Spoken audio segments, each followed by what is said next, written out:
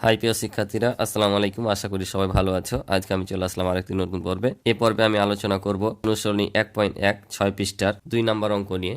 তো তোমরা ক্লাসটি প্রথম থেকে শেষ পর্যন্ত দেখবা। আমি তোমাদেরকে অতি সহজভাবে অঙ্কগুলো বুঝিয়ে দেওয়ার চেষ্টা করবো ইনশাল্লাহ।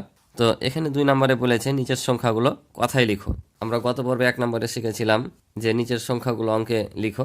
আজকে শিখব সংখ্যাগুলো কথায় লিখো। কথায় অর্থাৎ এই যেখানে যে বানান করে লেখা আছে সেভাবে আমাদের লিখতে হবে। তো চলো অঙ্কগুলো তোমাদের করে দিই। তো দেখতে পাচ্ছ 1 নম্বরে কয়ে 3টা অঙ্ক দেওয়া আছে।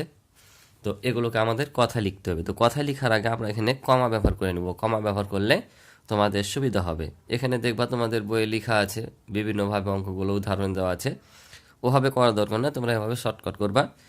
বা কেউ লিখলে লিখতে পারো যে প্রথমে সংখ্যাটি ডান দিক থেকে 3 ঘর পরে কমা বসিয়ে পরে 2 ঘর পর পর কমা বসিয়ে পাই, অথবা সরাসরি তোমরা এখানে প্রথমে 3 ঘর পর ডান দিক থেকে 3 ঘর পর কমা নিবা, তারপরে যতগুলো সংখ্যা আসবে 2 ঘর নিবা। এখানে তোমাদের বলেনি যে কমা ব্যবহার করে। কমা ব্যবহার করে যদি বলতো যে কমা ব্যবহার করে সংখ্যাগুলো অঙ্কে লিখো, তাহলে লিখতা যে সংখ্যাটির ডান দিক থেকে 3 ঘর পরে কমা বসিয়ে এরপরে 2 ঘর পর পর কমা বসিয়ে পাই লিখে তখন এভাবে কমা বসাইতা। যেহেতু বলেনি শর্টকাট এভাবে কমা বসিয়ে তোমরা অঙ্কটা করে দিবা। তাহলে এখানে কত আসলো দেখো, একক, দশক, শতক, হাজার, অযুত। আমরা গত পর্বে বলেছিলাম কি যে এই 2 ঘর মিলে হয় কি হাজার, কারণ এখান থেকে যেটা হাজার শুরু, অযুতের কোনো নির্দিষ্ট নাম নাই। অযুতটা হাজারের ঘর মিলে হাজার হয়, অর্থাৎ 1 অযুত সমান হচ্ছে 10,000। 1 অযুত সমান যদি 10,000 হয়, এখানে 4 অযুত আছে তাহলে 40,000, আর এখানে 5,000 আছে তাহলে কত হলো 45,000, অর্থাৎ 45,789। আমরা এখানে লিখে নিব যে 45,789। এই তো হয়ে গেল আমাদের অঙ্ক। পরেরটাও তাহলে কি করতে হবে, একক, দশক, শতক, হাজার এখানে দিতে হবে। পরে যেহেতু আর নাই, লক্ষ্য থাকলে আমরা এখানে দিতাম। তাহলে কত আসলো 41। 41 কি হাজার, 41,000। শতর ঘরে কিছু নাই, দশকের ঘরে কিছু নাই, এককের ঘরে শুধু কত আছে 7 আছে, তাহলে লিখে দেবো আমরা 41,007। তারপর এটা বসাই একক, দশক, শতক অর্থাৎ 3 ঘর, তারপরে 2 ঘর পর পর। তাহলে এখন দেখো একক, দশক, শতক, হাজার, অযুত, লক্ষ। তাহলে আমরা এটা কত পেলাম লক্ষ। লক্ষর ঘরে কত 8, তাহলে আমরা 8 লক্ষ লিখে নিব, 8 লক্ষ। তারপর হাজারের ঘরে কত আছে 9 10 1 91, অর্থাৎ 91,000।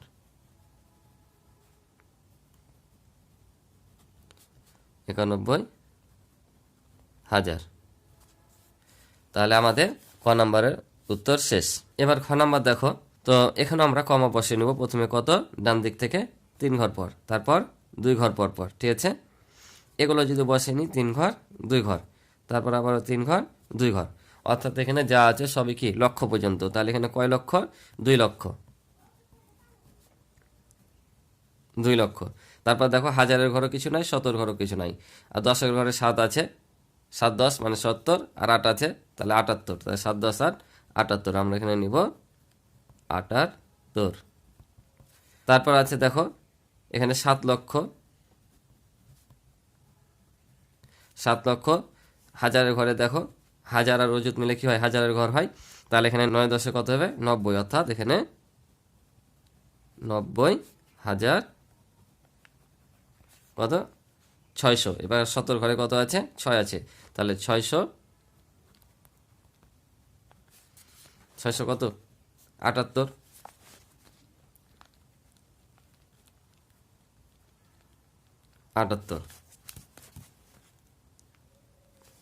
তারপর দেখো এখানে কত হচ্ছে, তাহলে এখানে 8 লক্ষ, 8 লক্ষ, এখানে 90,000, 90,000 কত আছে শতর ঘরে কি কিছু আছে, শতর ঘরে কিছু নাই, তাহলে 75। ঠিক আছে, এটা হচ্ছে অ্যান্সার। তো এবার পরে গ নাম্বার দেখি। তাহলে গ নাম্বারে দেখো, তাহলে আমরা আবারও কি করব, আবারও 3 ঘর পর, তারপরে 2 ঘর পর পর কমা বসিয়ে নিব। তাহলে এখানেও 3 ঘর 2 ঘর, আবারও 3 ঘর 2 ঘর। এদিকে যেহেতু আর নাই সেহেতু 2 ঘর পর্যন্ত থেকে যাবে। তাহলে এখন কত হচ্ছে দেখো, একক, দশক, শতক, হাজার, অযুত, লক্ষ, আর এটা হচ্ছে নিযুত।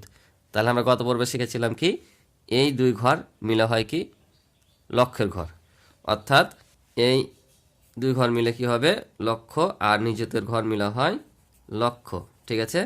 আর এই যে হাজারের ঘর আর অযুতের ঘর মিলা হয় কি হাজার, ঠিক আছে। তাহলে কি বললাম, হাজার আর অযুত মিলা হবে, এই 2 ঘর মিলে হাজার, অর্থাৎ এখানে যত সংখ্যা থাকবে তত হাজার হবে। আর এখানে লক্ষ আর নিযুত মিলে যা হবে সেটা হবে লক্ষ, অর্থাৎ এই 2 ঘর মিলে হবে কি লক্ষ, অর্থাৎ 44 লক্ষ। হাজারের ঘরে যেহেতু কিছু নাই, কিছু হবে না, তাহলে 785। তাহলে আমরা এখানে নিয়ে নেব কি 44 লক্ষ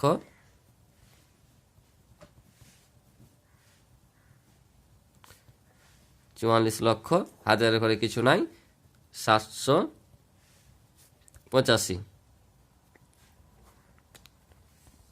তাহলে এটাই শেষ। তারপরে কত আছে 68 লক্ষ,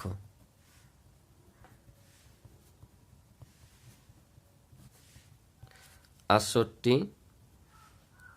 লক্ষ কত 70,000, কারণ এই যে বললাম 2 ঘর মিলে লক্ষ, আর এই 2 ঘর মিলে হচ্ছে হাজার, একক, দশক, শতক, হাজার, অযুত, তাহলে এই 2 ঘর মিলে হাজার। তাহলে এখানে কত লিখবো 70,000,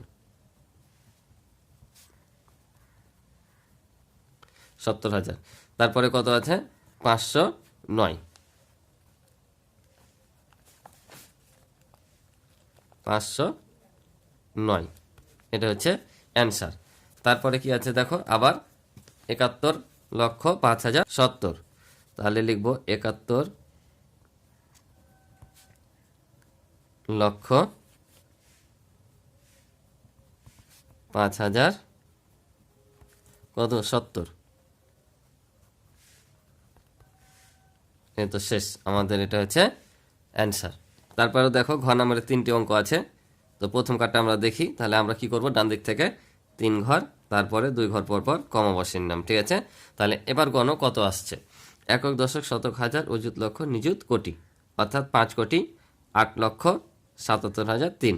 কারণ এটা হচ্ছে কোটির ঘর, এই দুটো মিলে লক্ষ, এই দুটো মিলে হাজার, শত, আর এটা হচ্ছে একক, দশক, অর্থাৎ 5,08,77,003। তাহলে আমরা লিখে নেব 5,08,77,000 কত 3। এটা আমাদের অঙ্ক শেষ।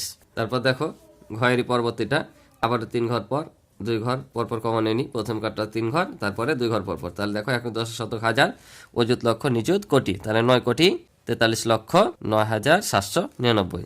তাহলে লিখে নিই যে 9,43,43 লক্ষ, তারপর 9,000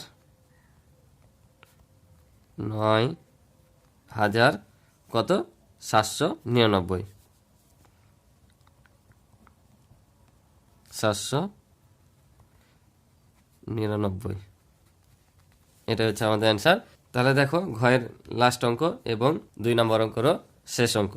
তাহলে আবারও 3 ঘর পর তারপরে 2 ঘর পর পর নিলাম, তাহলে কত হলো একক, দশক, শতক, হাজার, অযুত, লক্ষ, নিযুত, কোটি, 8,39 লক্ষ, হাজারের ঘরে কিছু নয় 765।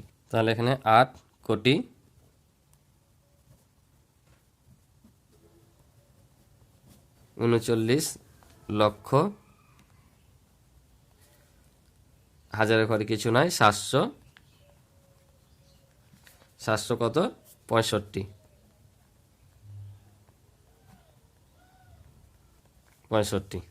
তো এই ছিল এই পর্বের অঙ্ক। আশা করি অঙ্কগুলো বুঝেছ। তো আমার ক্লাস যদি ভালো লেগে থাকে অবশ্যই তোমরা চ্যানেলটি সাবস্ক্রাইব করে আমার পাশে থাকবে এবং ভিডিওতে লাইক কমেন্ট করে দিবে। এবং ইতিপূর্বে যারা আমার চ্যানেলটি সাবস্ক্রাইব করে আমার পাশে রয়েছে তাদেরকে অসংখ্য ধন্যবাদ। সকলের সুস্থতা কামনা করে আজকের এই পর্ব শেষ করছি। সবাই ভালো থাকো, আল্লাহ হাফেজ।